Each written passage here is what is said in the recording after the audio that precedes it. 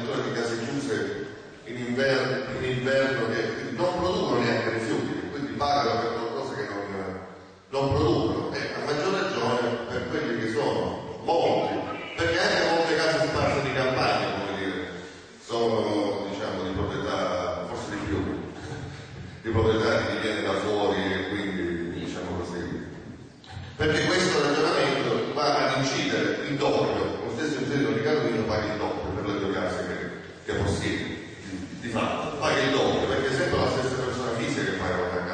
la tassa, sia sulla casa, e quindi, essendo ancora in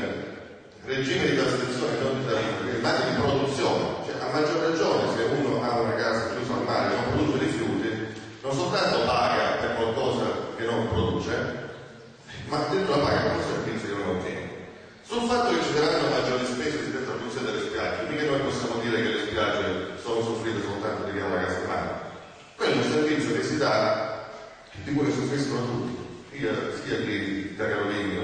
e la mare addirittura di chi viene da fuori. Quelle sono scelte che si fanno per rendere le spiagge pulite, per possibilmente incrementare, come dire, il turismo e per mantenere pulita una zona che ci auguriamo possa incrementare ulteriormente,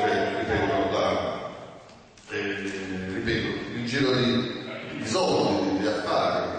per i nostri commercianti e quant'altro. Ma soprattutto, sì, a me preoccupa un dato: siccome non stiamo ragionando di questo regolamento, sapendo, a quanto ho capito, che addirittura, se già prima si pagava tanto, adesso questo tipo di servizio verrà addirittura incrementato, e non sappiamo ancora di quanto, la tassa per i rifiuti. Noi, bene che sia chiaro, ripeto, non soltanto andrà ad incidere quindi sull'aumento del cittadino per un servizio, mi auguro, migliore che potrà avere, ma addirittura stiamo parlando di un incremento che un cittadino dovrà pagare al doppio,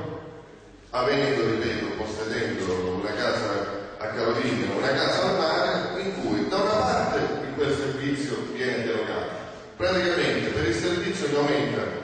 solo in un caso, che migliora solo in un caso, uno paga non già l'aumento su quella casa, ma pagherà il doppio dell'aumento, perché anche rispetto a una casa che magari è chiusa per 8 mesi all'anno, lì deve incidere ulteriormente l'aumento. Non so perché. Quindi, come dire, le motivazioni. Poi, se noi, e questo lo affronteremo col punto successivo, se noi non abbiamo, parliamoci chiaramente, se ci rendiamo conto che dal punto di vista economico un progetto di questo tipo diventa pesante, non sostenibile per le casse del comune, o addirittura ci rendiamo conto che diventa insostenibile per le tasche dei cittadini, poi mi auguro che si potrà ragionare anche su questo per capire come fa. Però, ripeto, io penso che soprattutto una situazione di questo tipo, noi, se si deve andare rispetto a una scelta del genere, dobbiamo ponderare bene, e ripeto, soprattutto, siccome sono convinto che uno dei punti